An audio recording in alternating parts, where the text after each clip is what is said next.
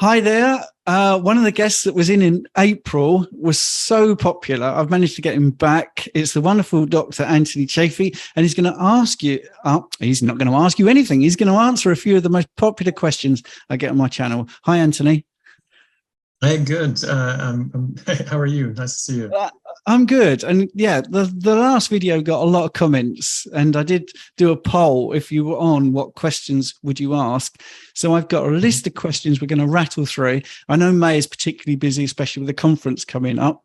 So let's go to some really basic questions, and you can take as long as you like or short as you want. So the most common question I had is, what is the carnivore diet and is it safe?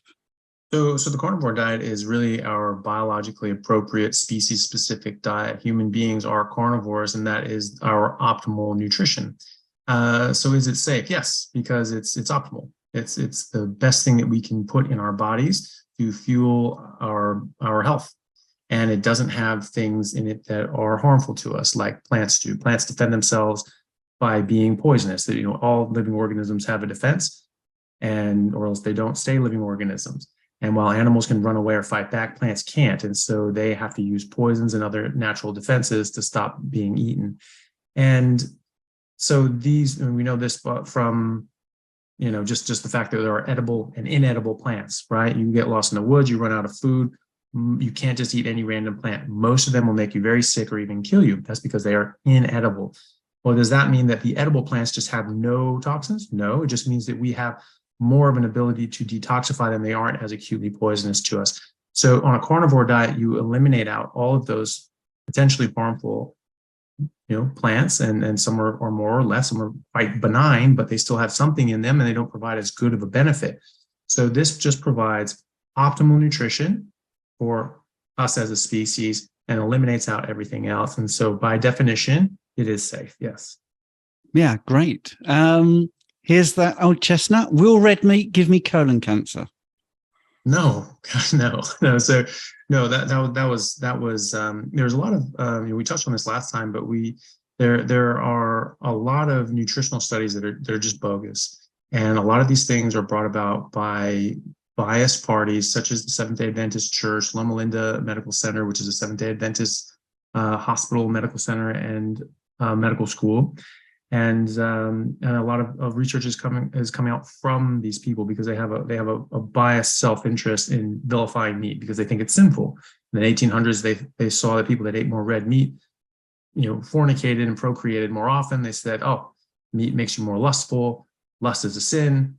Meat is sinful." So that's where their head is at, and that's not where my head is at. And so they do put out these pieces of information that generally have weak correlations and cherry pick data, cherry pick the information they want to include in their studies and their write-up, and doctor it any way they want. So the reason that people keep saying that red meat causes colon cancer was because there was one study, and as we mentioned last time, many times the conclusion does not fit the available evidence that is presented in the study. And so you don't just read the conclusion, you read the whole study and you make your own conclusion. And so the conclusion of this study was that red meat was a risk for colon cancer, or could be a risk, had an increased association of 18% with colon cancer. Well, in epidemiological studies, because there are so many different factors, you're not controlling for anything. They're called confounding factors. You have no idea what's going on. There's all these uncontrollables that if you get something less than a 200% increase correlation, you just consider it background noise. It's not a strong enough signal to be worth your time and effort to do a more dedicated study. And that's usually what it is. You do a more dedicated study once you find a strong correlation or association. So this didn't have a strong correlation or association, but they ran with it because they're biased. And they said, "Oh, look at this, 18%. Oh my God, it increases your risk of cancer by 18%. Well, no, not necessarily. Because there's an association, but it's a weak association. There's a lot of confounding factors. People that eat meat are more likely to smoke, more likely to drink, more likely to drive fast, more likely to die in extreme sports. And that's because we've been told for the last 50 years that meat's going to kill you. And so people who eat meat, say, screw it. And they thumb their nose to that. They thumb their nose to other sorts of things that are dangerous as well. And so that can increase these things. Also in these studies, they considered quite strange things, meat and red meat, such as pizza. They said, well, sometimes pizza has meat on it as a topping, sometimes it has red meat as a topping, therefore pizza's meat. Pizza is not meat. Pizza is about 30 ingredients, most of which are plant-based. So that's just fraudulent on its face. And they're obviously not serious about learning something. They want to put forward a narrative and make propaganda. And that's what it was. So when these studies were redone and they eliminating these confounding factors, they didn't count pizza as red meat. They found that there is no association between red meat and cancer. In fact, the University of Washington in Seattle just published a major paper last year. It was a massive literature review looking at all the available studies, and they found that the conclusions that were wrought from the studies were completely unjustified. And they said that these were extremely weak correlations and extremely biased, and that they absolutely did not show even an association with even processed meat and cancer, and certainly not unprocessed red meat. And that was just published last year in a landmark paper from the University of Washington in Seattle. So no, our biologically appropriate species-specific diet, the thing that we've been eating for millions of years, or since creation, whatever you want to go by, since the dawn of man in any case, is not going to be causing you cancer, no. That's brilliant. And just for people, I know I'm being respectful of your time, Dr. Chaffee, but I just want to give you some info that I personally did. I signed up for a medical trial because we talk about it so often. I actually wanted to see it firsthand so I could give people the truth about actually what happens. And I can assure you, when it came to the question of meat, there is not a button to press that says red meat, grass-fed red meat, chicken. It's meat. And I asked the person with the clipboard who was adjudicating, I eat meat, but I don't eat processed meat. Where's the buttons? And there's no flow for that. Basically, if you have meat in your diet, if it's a sausage, if it's a Big Mac, if it's grass-fed, right, that's definitely. And the other thing, and I think you'll find this interesting, is I asked if I could take a photograph of the menu that we were going to be eating, because it was a clinical trial. We would be staying overnight in hospital. They would not let me take a picture of it. And I would not eat that food. So, right, the next question might be one that surprises you, but it seems to be really bubbling to the surface. Will the fat give me diabetes? Oh, no, absolutely not. No, that's been shown very conclusively in clinical trials that a high-fat ketogenic diet reverses type 2 diabetes. So no, that's dead-ass wrong. So this is something that's been pushed forward by some of these vegan doctors. It's a baseless claim. It's just, it's theory and conjecture, and it does not even relate to the observed phenomena. So no, that absolutely is a completely baseless claim based with no scientific evidence whatsoever. And in fact, there is copious amounts of data and evidence and clinical trials in humans showing that a high-fat ketogenic diet reverses type 2 diabetes. Dr. Steve Phinney has been doing research into ketogenic diets and diabetes in particular for decades, and he has shown this conclusively. Yeah, I think people on my channel know that. I'm a specialist practitioner in obesity and diabetes. I have over 500 people that prove that is not the case. Get them off metformin on a regular basis. Right, so a few more. And off insulin as well. A ton of them come off insulin as well. Type 2 diabetes have been insulin dependent for a decade, or coming off insulin, coming off all their oral medications. So, and my mom reversed her type 2 diabetes. She was a type 2 diabetic for 30 years. And in 2 months, her HbA1c went from 9 down to 6.1. And she came off all of her medications and reduced her Lantus, or long-acting insulin, down to the lowest dose possible, and never needed to take her fast-acting insulin. And her doctor just looked at her and said, how the hell did you do this? What the hell did you do? Diabetes only gets worse. It's a chronic progressive disease. It only gets worse. We can mitigate it and slow it down with diet, lifestyle, and drugs, but it never gets better. It only gets worse. How the hell did you do this? And I went in and spoke with her and told her about, my research and findings, and she changed her whole practice. Now she does that with her. Now she's since retired, but she then just revamped her whole practice with diabetes and just got rid of the carbs and got rid of the diabetes. Yeah, see, that's a heartwarming story. And sometimes, I mean, healthcare professionals, they don't want to know. I mean, this is the feedback I get, because people come back to me and they say, I'm off my metformin, but my doctor did not believe that I'd done it by the carnivore diet or low carb even. But it's very frustrating. Yeah. Let's move on to the next question. I'm sure you've heard this one. Will I get all my vitamins and minerals? Yeah, absolutely. So the concern is with our RDAs, right? So the recommended daily allowances, they say you need this amount of this vitamin, this amount of that mineral, and they look at that at the nutritional composition of a steak, and they're like, well, it's not all in there. Some of these are, some of these aren't, and what's going on there is that you need a different compilation of vitamins and minerals based on what you eat. And so if you're eating a bunch of plants and fiber and different sorts of things, you actually need different nutrients to help you process those plants and fiber. But also, there's a thing called anti-nutrients, where plants make chemicals that bind to minerals and bind to vitamins and sequester different nutrients to make it more inaccessible and less bioavailable. And even when it gets in your body, phytic acid will bind to magnesium, calcium, and will bind that. You cannot access that. Oxalates will do the same. You get oxalate calcium stones in your kidneys. So your body's it binds to the calcium, strips that out of your body, and you end up forming crystals and stones and things like that in your kidneys and elsewhere. So if you're not eating those things, you're not eating those anti-nutrients, you're not eating things like carbohydrates, which compete for binding sites in your gut and in your body with vitamin C, you don't need as much vitamins and minerals.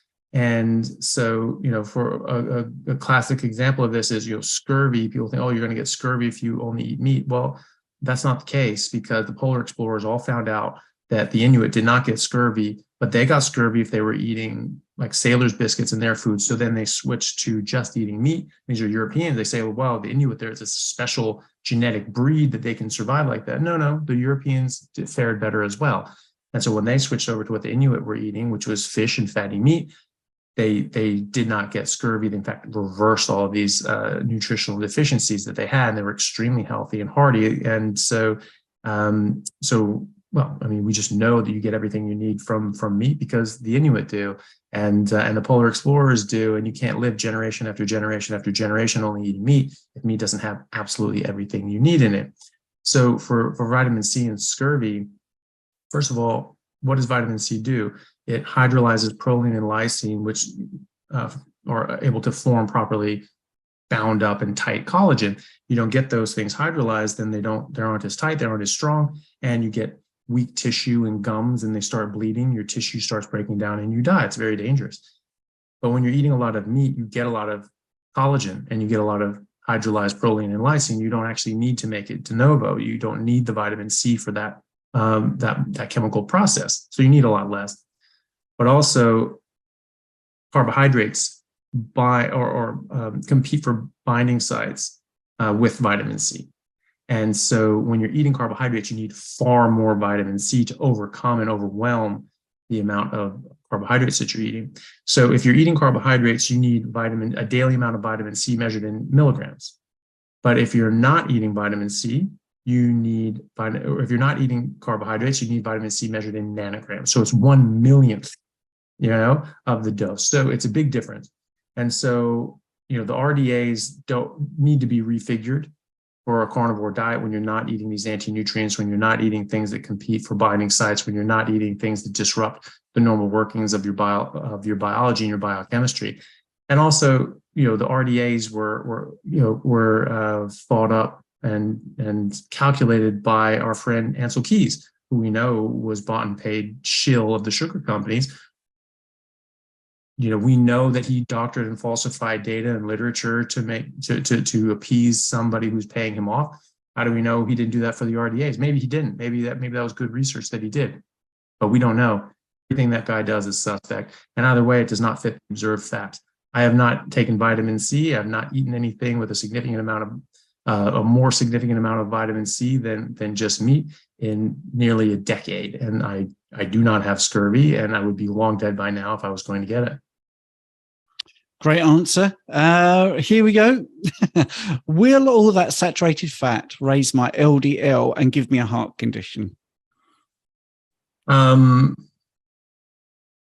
necessarily, and no. So, there's actually no mechanistic, reason why saturated fat would actually increase LDL cholesterol. So we sometimes see LDL cholesterol going up when people eat, higher fat diet, but it actually goes up when you eat a high carbohydrate diet. And when you fast, your LDL goes way up. You're not eating anything. So what's going on there? There's other things going on here. If you have sex the day of or the day before you get your cholesterol checked, it's going to be different. You get it done at a different time of day, it's going to be different. If you work out the day before, it's going to be different. There's many factors that go into this. If you're fasting all day, but you check your cholesterol at different points in the day, it will be different at every point during the day. So it's not a very accurate test. And but LDL was never the problem. LDL was never a cause of heart disease. And if people want more on that, I can watch our previous episode where we went into detail about that. But it will not cause heart disease because it never caused heart disease. It was never associated with heart disease. And saturated fat certainly isn't. The Journal of the American College of Cardiology, one of the top medical journals in cardiology in the world, published in 2020, a large literature review and study going through all the data and literature, and said that, look, with all the available evidence, there actually is no upper limit on the amount of saturated fat that you can eat safely. And there is no association whatsoever between increased saturated fat and cardiovascular disease. And so you can't prove causation from correlation. But if you show that there's no correlation, that proves there is no causation. You have to have correlation first. And so there's no correlation between increased saturated fat and heart disease. That means there is no causation. There cannot be causation. QED, thus it is proved. That's it.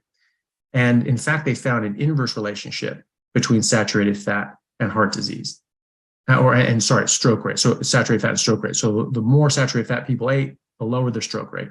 The less saturated fat they ate, the higher their stroke rate. So if you are worried about your health, your cardiovascular health, your mental health, and just your health in general, eat more animal fats. That's brilliant. Final question. We get this ever such a lot in this space. Well, I think in the health space. If I go to the carnivore diet, will I end up constipated or with diarrhea? Oh yeah, if you eat, yeah, maybe, yeah, but you want to get your fat intake right. If you're eating the right amount of fat, sort of the Goldilocks, level of fat, then you'll have nice soft stools. People think of constipation in two different ways. The right way and the wrong way. So the wrong way is that they're just going infrequently. They only go once a week. That means you're obstructed. That means, no, not necessarily. It just means that you may just not have a lot of waste to dispose of.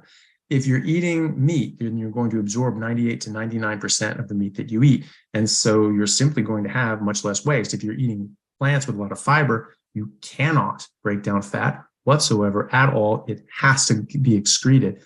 Not the case for meat. You absorb most of meat, and so there's just going to be a little bit left over that you can't absorb, and that goes out. And actually, most of that's just bacteria anyway, and the good bacteria, by the way.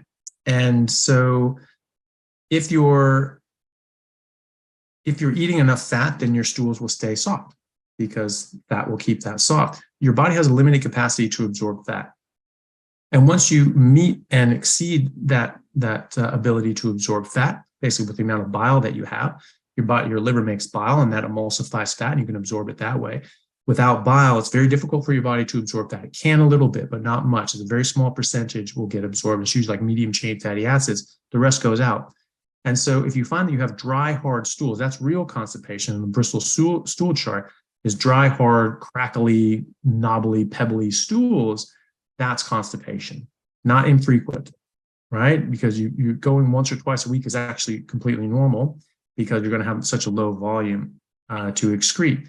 But if it's dry and hard or painful, then that means that you are absorbing every ounce of fat that you're taking in, which means to me, you're not eating enough fat because your body's not just making bile for the fun of it. It's making a specific amount of bile because it wants a specific amount of fat in return. It could be that it's just completely random, but I just can't believe that because your body is so specific and exacting in every other biochemical process. And so in any case, once you run out of bile for whatever reason, you run out and your body can't really absorb it anymore. And so that will go out. And so if there's a little bit extra, that's going to keep it soft, and oil repels water. And so it can sit in your colon until Christmas. It's not going to get any drier than it already is. And it'll come out nice and soft. If you're eating a lot more fat than your body can absorb, then it will come out as diarrhea. This is where the phrase quicker than fat through a goose comes from, because they can't really absorb this stuff and it'll shoot right out of them. The other side is true too. If you eat so little fat that you get extraordinarily constipated, you can get what's called overflow diarrhea or spurious diarrhea, where you get this pseudo blockage, and then there's like liquid stool that's sort of squirting around it and getting out that way. So you go back and forth between extremely painful, hard stools and constipation and just liquid diarrhea. So if that's the case, you really need to up the amount of fat you're eating. The other side, and something that people get early on when they get loose stools with carnivore, is because they're still drinking coffee or using artificial sweeteners, usually in their coffee. And both of those act as laxatives.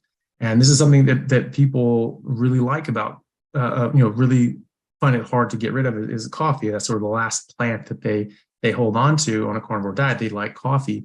But it's going to be much more like, I'm drinking the same amount of coffee, but now I'm having loose stool. Yeah, but you don't have a huge burden of fiber causing this big backlog that it has to contend with now. It's just, you have very small volume. It's going to come out as liquid because there's nothing blocking it and obstructing it.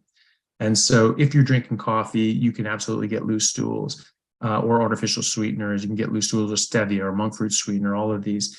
And in fact, you may be under eating fat, but because you would normally be very constipated, but you're drinking coffee, so it's speeding it up, you may think, I have normal stools. It's normal. If it's normal and you're drinking coffee, you're probably not eating enough fat. You're probably constipated. That's a great answer. And some exciting news is you're going to be here in the UK, aren't you, in a couple of weeks' time? Do you want to just quickly tell us about that? Yeah. So I'll be speaking at the Public Health Collaboration, PHC's annual event that they have. We have a bunch of different speakers and doctors and experts from around the world coming in and sharing and presenting on various fields such as cancer, metabolic health, diabetes. I'll be on a panel with Dr. Sean Baker and two others speaking about, do we need plants, or do we even want plants? Are they good for us at all, or should we really avoid them? And so there will be, I'm sure, a very interesting discussion on that, because obviously not everyone shares the opinions that I have about not even opinions, just they don't understand the hard facts about botany, which is that plants are used chemical defenses to defend themselves. And that's a fact. It just is. It's in a lot of textbooks. And so, yeah, I'm really looking forward to that. PHC is, its sort of mission is to try to affect policy and change, at a top-down level. And we're trying to get this grassroots moving up of doctors and lay people and professionals in general understanding that food is much more important to your health than we first thought or realized. And so more and more people are coming around to this. More and more doctors are coming around to this, and we're presenting research on this and presenting it to a lot of doctors that can ask questions and take something away with them and take it to their practice, but also to try and affect policy changes and try to get it understood from the top down that diabetes can be reversed with a ketogenic diet, which a carnivore diet is, and other sorts of measures. And so understanding from the clinicians and the studies that when you change people's diet, you can actually change the course of their diseases in a number of ways, especially things like diabetes and even heart disease, and especially things like autoimmune diseases. Autoimmune diseases respond extraordinarily well to elimination diets in general and the carnivore diet in particular. So it's going to be very exciting. And so I hope that people are able to attend and come ask questions and see the arguments and see both sides of the arguments and see what they think. See if they think I'm just out of my depth and out of my league, or if maybe I have something to say. Yeah, well, you're definitely not out of your depth. I mean, the reason I talked about that conferences, because you answered those questions brilliantly. And there will be so many other questions people want to raise. And I think going to that conference, and there's links in the description. I can't remember where it'll be on. But anyway, and you can go direct and book the tickets, and it's in Sheffield. It's at the Crucible.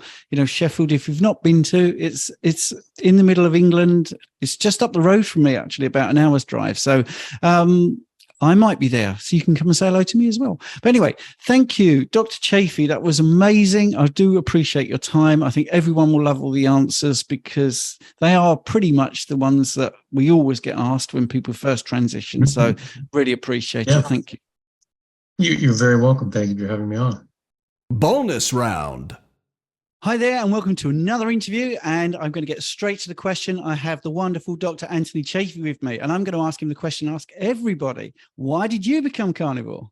Through happenstance, about 23 years ago, I was taking cancer biology at the University of Washington in Seattle, and we just learned about how plants use natural defense chemicals to protect themselves and stop animals and insects from eating them. This is what they've done for millions, hundreds of millions of years. And we were learning this in the context of cancer. So we were looking at carcinogens, and we learned that there were 136 identified human carcinogens just in Brussels sprouts, and over 100 in mushrooms, and then spinach and kale, broccoli, celery, cabbage, cucumber. Any plant that you've ever eaten or seen in the produce aisle, these all had dozens, if not over 100 known carcinogens, and they were quite abundant. The work of Dr. Bruce Ames at UC Berkeley in 1989, as when he published, he showed that there were dozens and dozens of natural toxins and pesticides in plants, and that they were actually 10,000 times more abundant by weight than the pesticides we spray on them commercially. And that the naturally occurring toxins in, say, mushrooms were 500 times more likely to cause cancer than the pesticides being compared against in this study. So it wasn't a small issue. It wasn't just, well, if you grow it in your own garden and all these chemicals, we do it to it. No, the plant itself was harmful. And so we were quite taken aback by this and very shocked, as you might guess. And I remember thinking in my head, well, but aren't vegetables still good for you, though? And he just looked at us and he said, yeah, I don't eat salads. I don't eat vegetables. I don't let my kids eat vegetables. Plants are trying to kill you. So I said, right, forget plants. And I just stopped eating them. And I went to the grocery store that day and I just started walking around. I was like, well, what do I eat then? Everything has plants in it, or is a plant. And I was just walking around bemused, and I just came across some eggs, and I was like, okay, eggs don't come from a plant. Then meat doesn't come from a plant. And I just ate eggs and meat. And I remember, right away, I started feeling much, much, much better, much healthier, and much more energy, much more mental clarity, and just felt amazing. My athletic performance as a rugby player just went through the roof. I couldn't get tired. I just turned into just a different form of athlete. And that was amazing. I really enjoyed that. And I remember a few months into it thinking, well, am I going to be deficient in something? Am I missing some vitamins? Should I eat a banana or something? And I remember thinking to myself, well, my gums aren't bleeding and I feel good, so we're just going to ride this out, see what happens. And I did that for a number of years, for 5 or 6 years. And then when I was living in England playing rugby there, I just sort of slipped off of it. Some of the meat that I was getting had some breading or crumbs on it. And I thought, well, is that a big deal? Is it dose mix the poison? Maybe it's not that bad. And, I convinced myself that it wasn't that big of a deal. And it was. I remember thinking, like, why am I not feeling as just superhuman amazing as I normally do? I'm not pushing myself. I'm not working hard enough. 25 then, so it was like, well, maybe I'm over the hill. I'm just dying now. And that's what people think. You get in your mid to late 20s, and it's all downhill from there. And of course that's silly, but that's what you are told. And I didn't know what it was, but the main thing that happened there was that I didn't have that mindset of I'm not eating any plants. And so then some things started slipping back in, and I just sort of went back to sort of a whole food, meat mostly diet, but with some vegetables and carbs and things like that. And then it was about 6 years ago, 5 years ago, 6 years ago, when I saw Dr. Sean Baker on Joe Rogan podcast, and my brother said, oh, hey, there's this guy, he's a doctor, he played professional rugby, and he says you can get all your nutrients from meat. And my instant reaction was, well, that can't be right. And then the voice of reason in the back of my head said, well, you know, well, I basically did that for 5 years and I've never felt better in my life. So, okay, I'll give it a shot and I'll watch it and see what I think. And within 5 minutes of watching it, I knew this guy, that he was bang on. And I was a doctor at this point, and so I knew a lot of different research about how cholesterol really wasn't a problem. It was actually good for you, how fructose and sugar were probably the main culprits and drivers of chronic disease and diabetes and heart disease. One of the main drivers anyway. And of course the plants having toxins. So I said, right, I knew it. I knew plants were trying to kill me, get rid of these stupid things. And I just stopped and I just got rid of it. I was only eating spinach, kale, and broccoli, and then a little bit of meat. And I wasn't feeling great. I just got back from doing humanitarian work in Bangladesh, working with Rohingya refugees down in southern Bangladesh who had escaped genocide in Burma. And, you know, I wasn't feeling great. I was overweight and, you know, wanted to get back into rugby. So I was trying to, like, you know, just eat a bunch of veggies and slim down and not eat much meat. And I just didn't feel great. And then I just cut out all the greens and I just started eating a ton more meat. And after I quintupled the amount of calories I was taking in, because I started eating about a kilo of heavy fatty meat as opposed to, you know, 200 grams and then a bunch of veggies, I lost 10 kilos in 10 days. And then I just started shredding fat and stacking on muscle. And I just felt amazing. And after 2 weeks, I was like, right, going back to play rugby. Like, I feel great. And I was at a dead sprint, being able to keep up with all the guys who've been playing all season while I was away in the refugee camps. And it just went on like that. And so I started really digging into the research after that and really finding out, what do we know? What can we prove? What do we have yet to prove? It was really interesting. I love that guest. Absolutely amazing. If you like stuff like that, don't forget to look at this video next. And while you're at it, look in the description, download the Carnivore Experience app.